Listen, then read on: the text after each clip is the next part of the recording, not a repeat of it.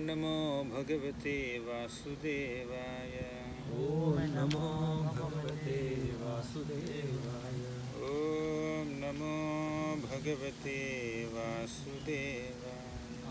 ॐ नमो भगवते वासुदेवाय। ॐ नमो भगवते वासुदेवाय। ॐ नमो भगवते वासुदेवाय।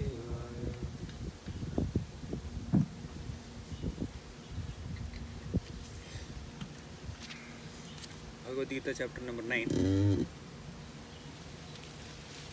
We completed 8 chapters, and from the 7th chapter we have been elaborately discussing about Bhakti Yoga as Krishna presented in the Gita.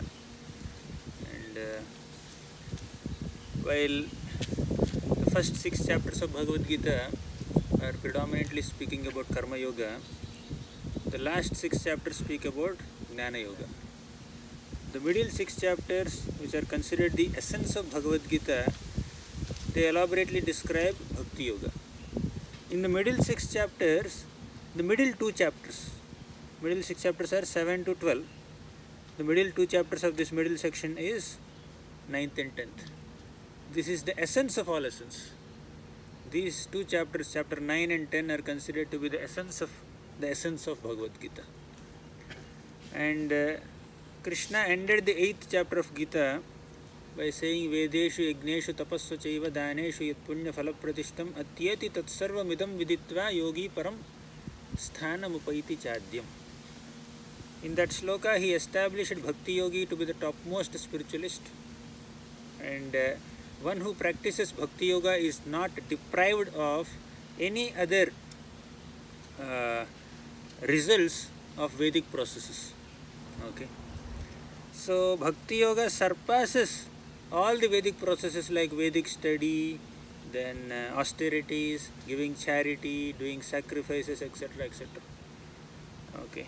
And this Bhakti Yoga is much better than even that path of light and path of darkness that we had described. So in the path of light, one may get elevated to Brahma Jyoti, and having attained the spiritual realm, one may not come back to this material world. And in the path of darkness, one may go to higher planets, but still he'll be back in the material world, in the earthly planet. So all this we discussed. But a devotee who practices Krishna consciousness, he is better than all those spiritual seekers that Krishna has established in the previous chapter. In this chapter, Krishna elaborates on that Ananya Bhakti. Especially in the 14th shloka of 8th chapter, Krishna described Ananya Bhakti. Ananya chetaha satatam yomam smarati nityasaha tasya aham sulabha partha nitya yuktasya yoginaha. Krishna said, one who performs my devotional service and remembers me constantly without any deviation in mind, Ananya chetaha satatam, constantly, yomam smarati nityasaha, one who always remembers me, such a person can easily attain me. Attaining me may be possible through other processes, but that attainment is not complete, and that attainment is not easy. Only by bhakti one can easily attain Krishna. Tasmat sarveshu kaleshu mam anusmara yudhyacha. Like that, Krishna spoke several beautiful verses establishing the supremacy of Bhakti Yoga in the previous chapter and 7th chapter also. Now in the 9th chapter, Krishna elaborates on exclusive, pure devotional service. Suddha Bhakti, Ananya Bhakti, Kevala Bhakti. That is the topic of 9th chapter. And this is considered the most confidential knowledge. The title of this chapter, chapter 9, is the most confidential knowledge. What is most confidential? The knowledge about Bhakti Yoga is the most confidential knowledge. Krishna began speaking in the 2nd chapter. In the 1st chapter, Krishna did not speak much. The only words that Krishna spoke in the 1st chapter were, "Oh Arjuna, behold these great armies." That's all.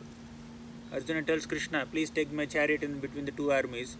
And Krishna takes the chariot in between the 2 armies and tells Arjuna, "You please behold this." But otherwise, Krishna starts giving his teachings in the 2nd chapter. Okay. So in the 2nd chapter, he began the teachings with the knowledge of soul. First he began with knowledge of soul. that is considered confidential knowledge, guhya. The knowledge of body and soul and the knowledge of working with detachment, as Krishna explained up to 6th chapter. Chapter number 2 to 6 is considered confidential knowledge. Okay, it is guhya knowledge. It is the knowledge of matter and spirit and the art of working with detachment. And chapter number 7 and 8, they describe bhakti, which is more confidential knowledge, but that bhakti is described in fewer details, not in great detail. Okay, that's why it is more confidential knowledge. What Krishna spoke in the 9th chapter is most confidential knowledge. What Krishna spoke in 7th and 8th chapter is also bhakti. What Krishna is going to speak in 9th chapter is also bhakti. But what Krishna speaks in 9th chapter is much more detailed description of bhakti, which is considered the most confidential knowledge. Chapter number 2 to 6 is confidential knowledge, which is guhya jnana. Chapter number 7 and 8 is more confidential knowledge, which is guhyatara. Chapter number 9 is most confidential knowledge, which is guhyatama. Guhya, guhyatara, guhyatama. So, like that, Krishna is revealing knowledge in stages. Okay, especially chapter number 9 describes Kevala Bhakti, and it describes also the majestic aspect of Krishna, which is Aishwarya aspect, and also the super excellence of a pure devotee. And another important inference is that the chapter number 7 and chapter number 9 are more or less same in the sense there is the theme and the mode of presentation, everything is more or less same. They go parallelly. So Krishna spoke some things in the 7th chapter. The same topics Krishna will elaborate in greater detail in the 9th chapter. Just like Krishna spoke about Karma Yoga in the 3rd chapter, and in 5th chapter he elaborated the same thing, the same topics in greater detail. So chapter number 2 and chapter number 3 and 5 are parallel. Chapter number 7 and 9 are also parallel. So chapter 9 is a deeper version of chapter number 7. We can see similarities also. Okay, we'll try to see as we are going verse by verse. First shloka. Shri Bhagavan Uvacha. Shri Bhagavan Uvacha. Idam tu te guhyatamam. Idam tu te guhyatamam. Pravakshyamyanasuyave. Pravakshamyanasuyave. Jnanam vijnana sahitam. Jnana vijnana sahitam. Yajnatva mokshyase shubhat. Yajnatva mokshase shubhat. Idam tu te guhyatamam. Pravakshyami anasuyave. Oh my dear Arjuna, now I am going to reveal guhyatama knowledge, most confidential knowledge. Pravakshyami, I am going to reveal that to you. Anasuyave, why am I speaking this knowledge to you? Because you are non-envious. Anasuyave, asuya means envy. Anasuya means not having any envy. So Krishna is the Supreme Lord, and a conditioned soul directly or indirectly, consciously or unconsciously envies Krishna. How? Because Krishna is the supreme enjoyer, master, proprietor, controller. When a conditioned soul imitates Krishna's role as being the master, proprietor, controller and enjoyer, and he wants to independently enjoy. He does not want to align himself with Krishna. He wants to have an independent enjoying propensity, so that makes him envious of Krishna. So such a situation is a situation of envy towards God. You are aspiring for God's position. God is the supreme enjoyer and you want to enjoy independent of him. You want to become enjoyer, independent enjoyer. That is one way of looking at the conditioned soul's existence, as being envious of the Lord. So, but Arjuna did not have any envy. When you are envious of someone, you cannot accept teachings from that person. So somebody is giving class, he is giving you teachings, and if you have envy towards that person, you cannot sit in the class and learn from him and note down points. So if there is no envy, then knowledge transmission happens. So Arjuna had no envy, so he just accepted Krishna as his guru and he started taking the teachings of Krishna. So because you are non-envious of me, I am going to reveal this knowledge to you. A student who is envious of his teacher cannot derive knowledge from the teacher. Jnanam vijnana sahitam yad gnatva mokshase ashubhat. So in the first line, Krishna spoke about the nature of the knowledge that he is going to reveal. What is that? Guhyatama, most confidential. In the second line, Krishna spoke about the qualification to receive that knowledge. What is that? Anasuyave, non-envy. In the third line, Krishna is giving little greater detail what he is going to reveal. Jnanam vijnana sahitam. I am going to reveal to you this knowledge, great knowledge of pure bhakti, and vijnana sahitam means by knowing this, knowing about bhakti, by developing knowledge about bhakti, that will lead to realization. Jnanam vijnana sahitam. Okay, knowledge of pure bhakti culminates in direct realization of the Supreme Lord. You will be able to realize Krishna by developing knowledge of bhakti. And knowledge of Krishna is attained by hearing about Krishna from his devotees or from him directly in Bhagavad Gita, and chanting his glories and remembering him and serving him, etc., etc. All this is included in knowledge. So by that you will one day realize Krishna. Jnanam vijnana sahitam. The knowledge of pure bhakti will eventually, when it is applied, will lead to realization of Krishna. Jnanam vijnana sahitam. And what is the result of developing that jnana and vijnana? Yad gnatva mokshase ashubhat. You will be relieved from all kinds of ashubha, inauspiciousness or miseries by developing knowledge of bhakti yoga. Okay, so Krishna explains that knowledge can be attained by non-enviousness and faith in Krishna. Okay, so and they are the real qualifications to receive knowledge of pure bhakti, and thus realization of Supreme Lord also will follow that development of knowledge. Now Krishna is saying that Arjuna is not envious, selfish or hostile and does not see any faults in Krishna. On the other hand, Shishupal was very envious. He was seeing only faults in Krishna. Kamsa was envious. He was seeing only faults in Krishna. So even if Krishna can give a good advice to people like Kamsa, Shishupal, Duryodhan, Dushasan, all these people, they will not take it because they are envious of God. And thus Arjuna can understand Krishna because he has no envy. Envious and selfish people cannot understand Krishna or the knowledge of devotional service. Understanding Krishna and understanding of the pure process of bhakti yoga, both are impossible if one is envious at heart. And Bhagavatam also says, Dharma projita kaitavotra paramo nirmatsaranam satam vedyam. Bhagavatam is understandable by people who are pure-hearted, no envy in their hearts. Nirmatsaranam satam vedyam. Vedyam means understandable by. Satam means devotees. Nirmatsaranam means those who are non-envious. Bhagavatam is understandable by non-envious devotees. Similarly, Bhagavad Gita is also understandable by non-envious devotees of Krishna who have faith in Krishna. So envy is a very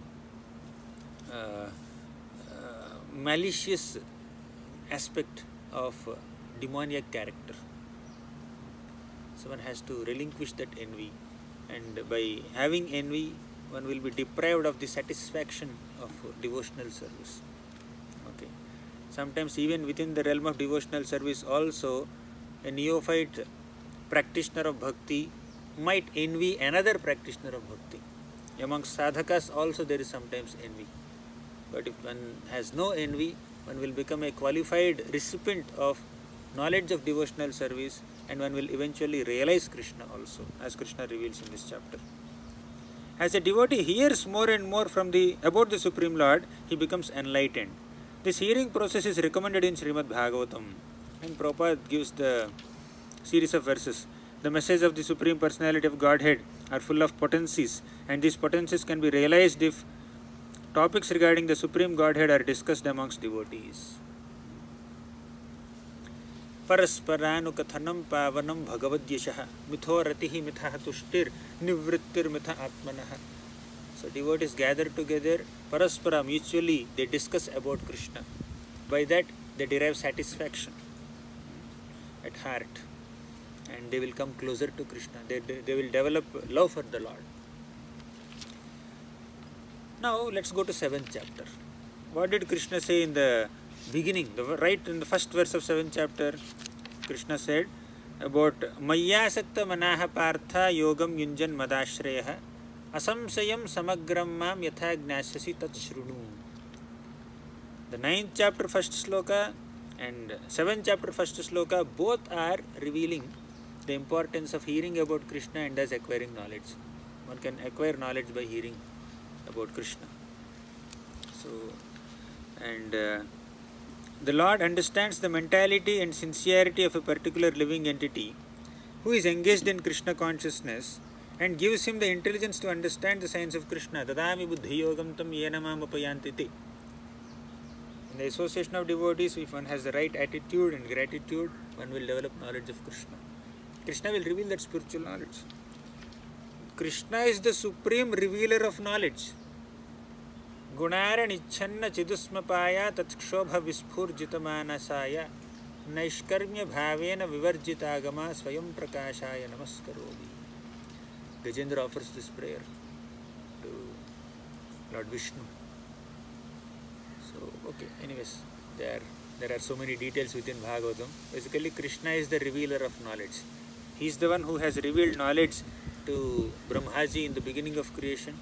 Now, he is the one who is giving knowledge to Arjuna before the battle of Kurukshetra.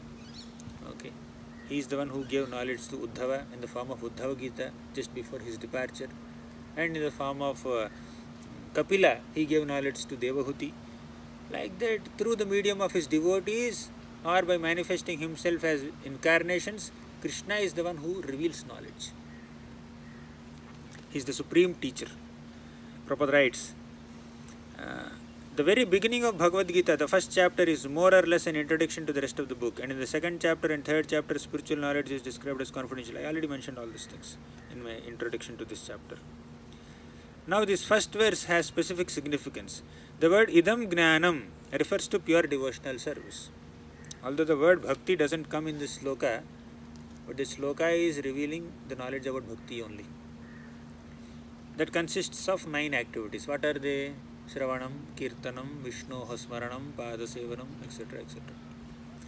When one's heart is thus cleared of material contamination, one can understand this science of Krishna. Simply to understand that a living entity is not material is not sufficient. Now, Jnanis also may have knowledge.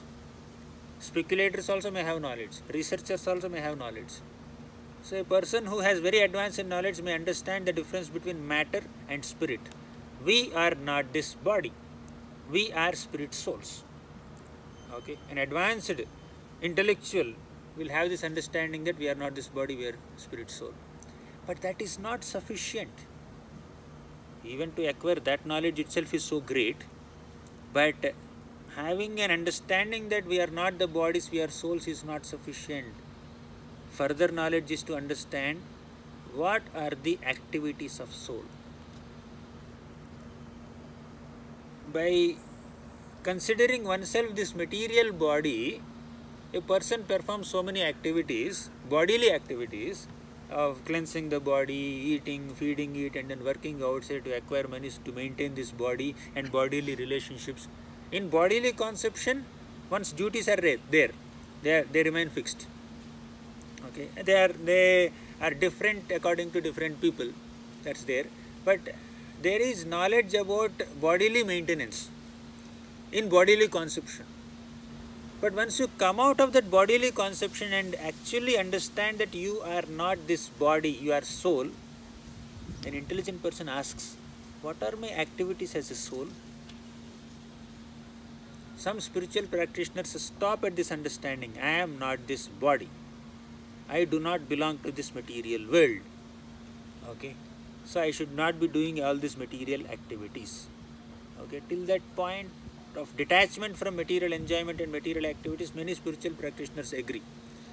But advanced are those spiritual practitioners who also understand that soul also has an activity. Soul is not inactive.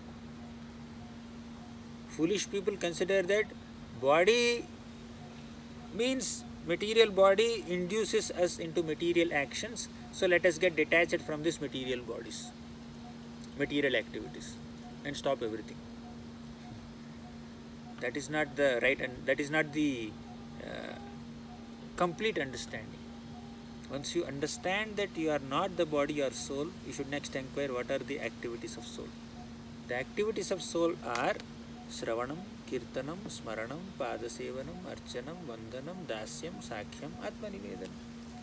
Hearing about God and speaking about God, chanting the holy names of God, remembering Krishna, doing various services to the Supreme Lord. So these are the activities of soul. And devotees, although they are in this material body, still they act according to the eternal activity of soul. The soul has eternal activities. These are all Shravanam, Kirtanam, Vishnu Smaranam, they are all eternal activities of the soul. By being in the material bodies also, devotees perform all those activities. Now you see this. By the practice of these 9 elements of devotional service, one is elevated to spiritual consciousness, Krishna consciousness. When one's heart is thus cleared of material contamination, one can understand the science of Krishna. Simply to understand that the living entity is not material is not sufficient. That may be beginning of spiritual realization, but one should recognize the difference between the activities of body and the spiritual activities of one who understands that he is not the body. You understand that you are not the body, you are not the material body, and stop material activities and start doing spiritual activities with the understanding that you are spirit soul. Just like material body is engaged in so many material activities, spirit soul has to be engaged in so many spiritual activities. So in the 7th chapter we already discussed about the opulence of the Lord. And Prabhupada makes a nice statement in the last paragraph of this purport. Even the most erudite scholars write on Bhagavad Gita very inaccurately because they are envious of Krishna. Their commentaries are useless. So when someone is envious of the Supreme Lord, even if they are speaking about God, that will not create any impact, positive impact on people who are listening to them, and that will not even uplift their own consciousness also. How can you speak about God by envying God? Anyways, 2nd shloka. Rajavidya Rajaguhyam Rajavidya Rajaguhyam Pavitramidamuttamam Pavitramidamuttamam Pratyakshaavagamam Dharmyam Pratyakshaavagamam Dharmam Susukham Kartum Avyayam. Susukham Kartum Rajavidya Rajaguhyam. In the 2nd shloka, Krishna presents 8 characteristics of knowledge of pure bhakti. Earlier in the 1st shloka, he glorified the knowledge of pure bhakti that can enable one to transcend this material world. It is very confidential, and one who is non-envious only can understand this. All this he has mentioned. Now in the 2nd shloka, he speaks about 8 characteristics of knowledge of pure bhakti and 8 characteristics of pure bhakti also. Okay, Raja Vidya. This is the king of all education. One may develop knowledge about matter, knowledge about so many other things in this world, but the knowledge about bhakti is the best knowledge, most confidential knowledge, king of all knowledge, okay, essence of all philosophies. That's why Vidura tells Maitreya in the 3rd canto of Bhagavatam, Tadasya kausharava sharma dhatur hareh kathameva kathasasaram Udhrutya pushpebhya ivarta bandho shivaya naha kirtaya tirtha kirtehe. He says, just like a honeybee goes from one flower to another flower collecting honey, honeybee goes to the garden, and there are so many things in the garden. There are pathways, there is sand, there are benches, there are stools, there are trees and leaves and floor. So many things are there, but honeybee just goes to a plant and sits on the flower. Honeybee is not distracted by the stem or roots or this and that of the plant. It just goes directly to the flower and seeks the essence of the flower, which is honey. Similarly, Hareha Kathameva Kathasu Saram. Of all the topics, the most essential topic is Harikatha. Oh my dear Maitreya, just as honeybee seeks the essence of flower, which is honey, similarly, you also present the essence of all topics, which is Krishna Katha, Harikatha. Most essence of all philosophies. So that's why knowledge of Bhakti Yoga is called Rajavidya, king of all education. Rajavidya. Second, Rajaguhyam. It's the king of all secrets also. Secret, confidential knowledge. So of all knowledge, of all various types of things that we are supposed to know, the most confidential and most beneficial knowledge that we need to develop is the knowledge of Bhakti Yoga. It's the most secret, very confidential. So Rajaguhyam, king of all secrets. It's about the eternal activities of soul. As a soul, what are your activities?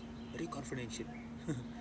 Somebody may be a police informer, or maybe a politician, or maybe a researcher who is having all the confidential data of his research, etc. So like that, some knowledge has to be kept secret.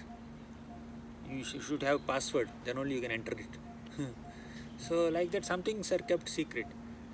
So if some knowledge about some material thing becomes so confidential, what to speak of knowledge of spirit soul?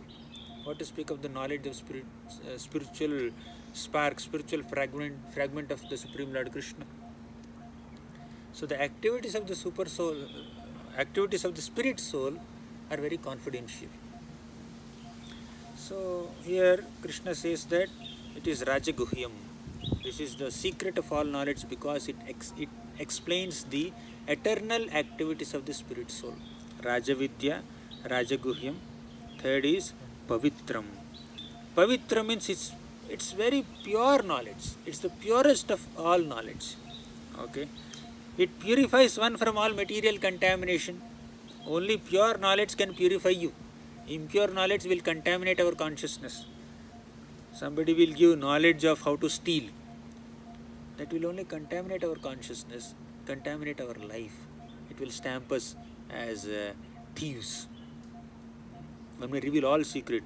This is how you need to go to so-and-so bank and then steal all the money from there. So this is the time where you need to, when you need to go and attack the bank. So like that, people may reveal all kinds of secrets there, but they will only contaminate one's consciousness. So this will uplift consciousness. This knowledge is Pavitram. Uttamam. Tama is darkness. Uttama means that which is beyond darkness. So the knowledge of pure bhakti transcends the darkness of this ocean of nescience, darkness of this material world. Fifth aspect of knowledge, Pratyaksha Avagamam. Pratyaksha Avagamam means it gives direct experience of the self by realization. One can experience what are the activities of my own self. What is myself? This is not the body. So body is not myself. The soul is the self. So what are the activities of the soul? One can realize those activities. That's why it is called Pratyaksha Avagamam. Dharmyam. Dharmyam means it's the perfection of all religion. So why this is the perfection of all religion? Because Savai pumsam paro dharmo yato bhakti radhokshaji ahituki apratihata yayatma suprasidati. So there are so many dharmas that a person is supposed to follow according to his own social status. There is Brahmana, Kshatriya, Vaishya, Sudra. All these people are meant to follow certain protocols. All these divisions, social divisions are according to one's own qualities, not birth. A person is not called Kshatriya or Sudra or Brahmana, etc. by birthright. If they have the qualities of being an administrator, if they have the qualities of being a teacher, then you can call them as a Kshatriya or a Brahmana, etc., etc. Okay, it's according to qualities. So according to your psychophysical nature and according to that varna that you belong to or caste that you belong to, you have some prescribed duties. They are all called dharmas. But above all, but these dharmas are very temporary. In this birth, one may be a Brahmana. In the next birth, one could become a Kshatriya. Daksha was a Brahmana in his first birth. In his second birth, he became a Kshatriya. So that Kshatriya dharma or Brahmana dharma are relevant only within one's life, within one lifetime. In the next life, your dharma may change. In this life, one may be a man. In the second life, he could be a woman, or he could be an animal. The dharma will change. Okay. So there is a Purusha dharma is different, Stri dharma is different. Their duties are different, these duties are different. There could be something common, but there are many things that are not common. So the dharma which is pertaining to the body will keep changing. But what is that dharma which will never change? That is on a spiritual plane. You are a soul, he is a soul, and he is a soul, the dog is a soul, the cat is a soul, a man is a soul, woman is a soul. Everybody are spirit souls. Okay. As spirit soul, what is our dharma? That is to perform bhakti unto Krishna. So performing pure, loving, unalloyed, devotional service unto the Supreme Lord is the eternal duty, eternal dharma of every single living being. All other dharmas are secondary. They are temporary. They, at the max, they are relevant only within one lifetime, not more. Fine. So that's why dharmyam, the perfection of religion, is bhakti yoga. Perfection of religion is to render service unto the Supreme Lord. Next, susukham kartum. Seventh aspect is susukham kartum. By practicing pure devotional service or by developing knowledge of pure bhakti, one can be very joyful. And this whole bhakti is very joyfully performed. Susukham kartum avyayam. You can become very happy and satisfied. And this is the easiest path also. Okay, susukham kartum avyayam. If it is very difficult to practice, you will not get sukha so much. It is very easy to practice also, and you are happy also while practicing it. That's why Krishna earlier said sulabham. Now he says susukham. Bhakti yoga is the easiest spiritual path, and it is the happiest spiritual path. Susukham kartum avyayam. Avyayam is everlasting, eternal, indestructible, beyond the material modes. So these are the 8 characteristics of knowledge of pure bhakti. Rajavidya, Rajaguhyam, Pavitram, Uttamam, Pratyakshaavagamam, Dharmyam, Susukham, Avyayam. Okay. Susukham kartum and Avyayam. So these are the 8 characteristics of knowledge of bhakti and of bhakti also. There are so many doctrines and philosophies, but essence of all of them is Krishna bhakti. And Prabhupada writes in the purport, among the principal philosophers in India, there are Gautama, Kanada, Kapila, Yajnavalkya, Shandilya, and Vaishvanara. So these are different philosophers, but the most confidential and essential philosophy is knowledge about pure devotional service. Okay. Generally, people are not educated in this confidential knowledge. They are educated in external knowledge. As far as ordinary education is concerned, people are involved with so many departments: politics, sociology, physics, chemistry, mathematics, astronomy, engineering, etc., etc. That knowledge may be required to make your living, but more important than all that knowledge, ultimately one has to develop the spiritual knowledge. There are so many departments of knowledge all over the world and many huge universities, but there is unfortunately no university or educational institution where the science of spirit soul is instructed. Okay. So one needs to understand that beyond this material body, there is spirit soul. And beyond the knowledge concerned with this material body and the material world is the spiritual knowledge that everyone is meant to develop. Because body has an end. Body will die one day. Body will deteriorate. Body is subjected to death. But spirit soul is eternal. We as living beings have entered some bodies at some point of time, and we will live in these bodies for some time. We will not eternally live in this body. So then who are we then? If we are not these bodies, our identification is with these bodies. If we are not the bodies, then who are we? We are spirit souls according to the scriptures. So after leaving this body, also I continue to live in another body. So what will be my future body? That question everyone is supposed to ask. That depends on what am I doing here in this body. So if one is performing spiritual activities in this body, then one will make sure that one will have a spiritual life and spiritual body in the next life. Otherwise, one may enter another material body with material desires and continue in the material existence. And then he will attain so many bodies which are subjected to birth, death, old age and disease. Again entering another womb of a mother, again staying there for 9 months or whatever, and again being packed in the airtight womb of mother, and then coming out, again learning ABCD, if you happen to become a human being. If you happen to become non-human, that's a different story. So like that, the pain of birth, death, old age, disease are there in this material world. And most of the knowledge in this world is centered around this body. If you go to hospital, all the doctors are having so much knowledge about various aspects of this body. Someone is ear specialist, someone is nose specialist, someone is eye specialist, someone is kidney specialist, someone is heart specialist. They are studying so much. So Krishna has created his body so intricately that different, very intellectual people have to study the functioning of the various parts of the body to repair them whenever they are subjected to damage. But the very fact that so many people are there, they are trying to repair the body, means that the body is not permanent. Why hospitals exist? Hospitals exist because the body is subjected to disease. If the body is not subjected to disease or some deterioration or some damage, why hospital should exist?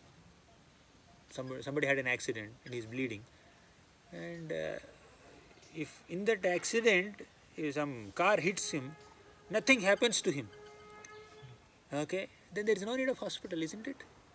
Hospital is there just because the body is subjected to damage, disease, death, deterioration. Disease, death, damage, deterioration.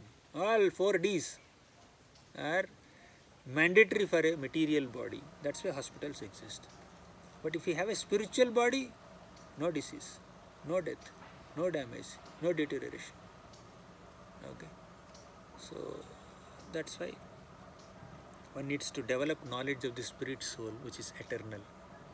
One should not think that just developing the knowledge of material body and material world and engaging in so many material activities is sufficient. One should not think like that. There is more to explore in life, especially in human life.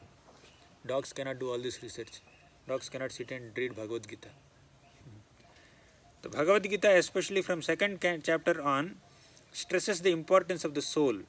In the very beginning, the Lord says that this body is perishable and that the soul is not perishable. Antavanta ime deha nitya sokta shariranaha.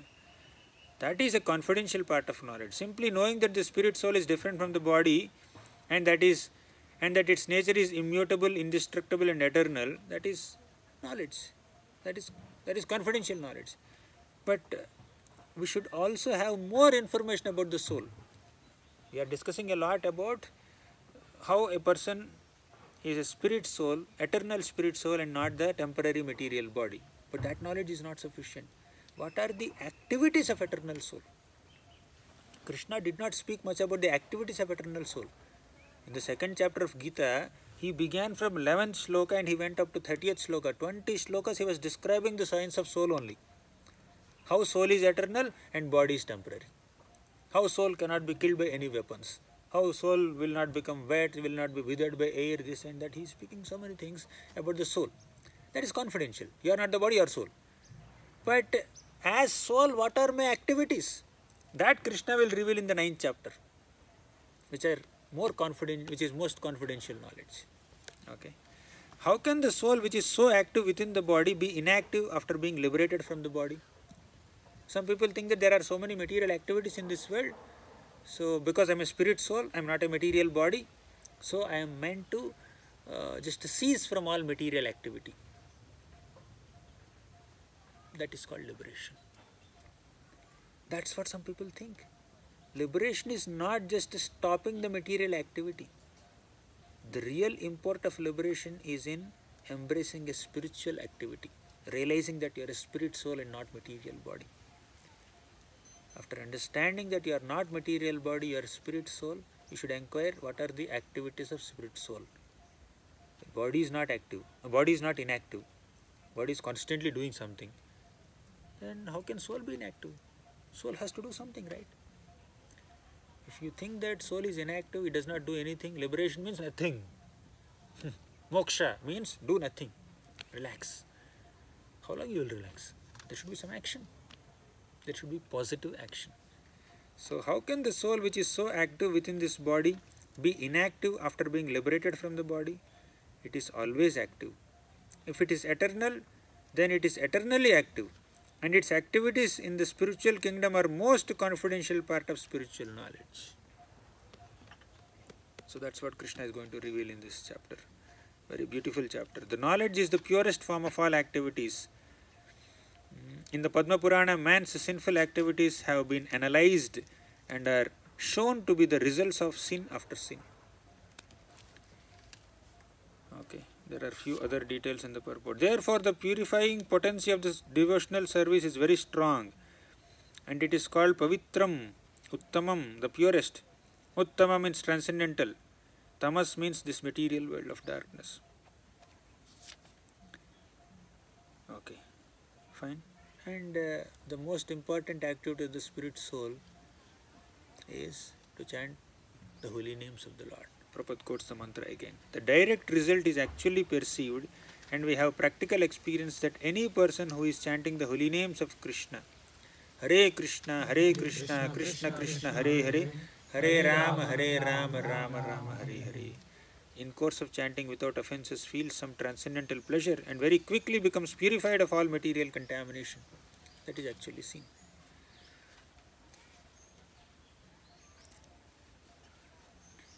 Further, Prabhupada writes about the life of Narada Muni, very briefly. Narada Muni was a son of a maid servant in his previous life. Somehow, by the grace of some devotees called the Bhakti Vedantas, Narada Muni got to understand the knowledge of spirit soul, knowledge of pure bhakti, and he practiced it. And eventually, he gave up that body of being the son of a maid servant and became Narada Muni and acquired a spiritual body. Okay. By associating with the sages, Narada got the taste for hearing and chanting the glories of the Lord, and he developed a great desire for devotional service. And he engaged simply in the activities of devotional service. Everything is revealed to him automatically, pratyaksha, directly perceived. One who is in association with great acharyas, even if he is not educated or has never studied the Vedas, can become familiar with all knowledge necessary for realization. So by being in the association of devotees and by rendering various services under their guidance, one can develop all knowledge, even if one is not a very intelligent person or scholarly person. Next sloka, third sloka. Ashraddhadhanah purushah dharmasyasya parantapa aprapya mam nivartante mrityu samsara vartmani. The first sloka, Krishna spoke about the knowledge of bhakti and realization of Krishna, which are attained by non-enviousness. In the second sloka, Krishna described the 8 characteristics of knowledge of pure bhakti. In the third sloka, Krishna speaks that only faithful people can attain Krishna. People who do not have faith cannot attain Krishna. Ashraddhadhanaha purushaha. dharmasyasya parantapa. Shraddha is faith, ashraddha is not having faith. If one does not have faith in the process of devotional service, then dharmasyasya, the dharma in the second line refers to the pure devotional service, bhakti yoga. That is eternal dharma that we have seen earlier already. Dharmyam. This pure bhakti is dharmyam, the ultimate process of religion. That is bhakti. So one who does not have faith in the potency of pure devotional service, aprapyamam, they cannot attain me. Okay. Nivartante prutyu samsara vartmani, they will continue to remain in this material world which is filled with repeated birth and death. Mrityu samsara vartmani. Okay. So, faithless people cannot attain Krishna, only faithful people can attain Krishna. In the first sloka, Krishna revealed that a non-envious person can realize Krishna. In the third sloka, Krishna is revealing that a faithful person can attain Krishna. To attain Krishna or to attain knowledge of Bhakti Yoga or to practice Bhakti Yoga, the qualifications required are non-envy and faith, ashraddha and matsara. These two are detrimental to progress in devotional service. If you are anasuyave and if you are shraddhalu, then you can advance in bhakti. Prabhupada writes in the purport, faith is created where? In the association of devotees. Faith is the first element in devotional service, first stage. Adho shraddha, sadhu sangha, bhajana kriya, anartha nivritti. These are various stages of devotional service. You must be familiar with this. So shraddha means having faith. And how do you develop faith or shraddha in the path of Bhakti Yoga? In the association of devotees. Okay. So by little association of devotees, by receiving some mercy from the devotees, one can develop faith in the process of Bhakti Yoga. With that faith, they will continue to associate with devotees and they will start their process of bhajana kriya, and eventually they will be relieved of all their anarthas or misgivings or shortcomings and material proclivities, and eventually they will be purified, they will become attached to Krishna, and gradually they will develop love of Godhead also. Okay. But it all begins with faith. Faith is the complete conviction that simply by serving the Supreme Lord Sri Krishna, one can achieve all perfection. What is faith exactly? To believe, to have conviction that by serving Krishna I can attain all perfection. Service to Krishna is the topmost priority of my life that will cause the greatest benefit in my life. If one has that conviction, that is called faith. That conviction is faith. So, yatha taror moola nishechanena trupyanti tatskanda bhujopashakhaha. So, just like you pour water in the root of a tree, not anywhere. So, when you pour water in the root of the tree, an entire tree gets nourished. Similarly, only when you perform bhakti unto Krishna, then you will be able to satisfy all the higher powers or the demigods, and you yourself will be nourished. But without rendering service to Krishna, one cannot actually attain any satisfaction. And Prabhupada writes, one should give up all other engagements and adopt to the service of the Lord, Supreme Lord Krishna. If one is convinced of this philosophy of life, that is faith. As a matter of responsibility or duty, everybody is meant to perform something in life for his livelihood, to maintain family, to do so many other things. But ultimately, one should understand that by neglecting spiritual life, if I just focus only on material life, material body and bodily relationships, so then I am not properly utilizing my human life. So, if one is convinced of this philosophy, then that is faith. There should be conviction. The development of that faith is the process of Krishna consciousness. And initially it begins with little faith, and that faith will increase. The more you associate with devotees, the more you can expand the faith. The more you perform bhajana kriya of engaging in various elements of bhakti, sravanam, kirtanam, smaranam, etc., your faith will expand even more. like that faith will continue to expand till you reach the highest level of prema. It begins with little faith, so you need to expand that faith. As far as the development of faith is concerned, one who is well versed in the literatures of devotional service and has attained the stage of firm faith is called a first class person in Krishna consciousness. One who has complete conviction and complete faith in the process of bhakti yoga is the most advanced devotee. Those who have no faith, even after hearing about Krishna and the excellence of devotional service, who think that it is simply eulogy, find the path very difficult, even if they are supposedly engaged in devotional service. So one may be apparently practicing bhakti, but still, if one does not have sufficient faith in the process, they may not continue on the path of bhakti, they may get deviated. For them, there is very little hope of gaining perfection. Thus, faith is very important in the discharge of devotional service. So one should have conviction on the process of bhakti yoga. So we completed 3 shlokas, and in the next session we will continue from 4th shloka.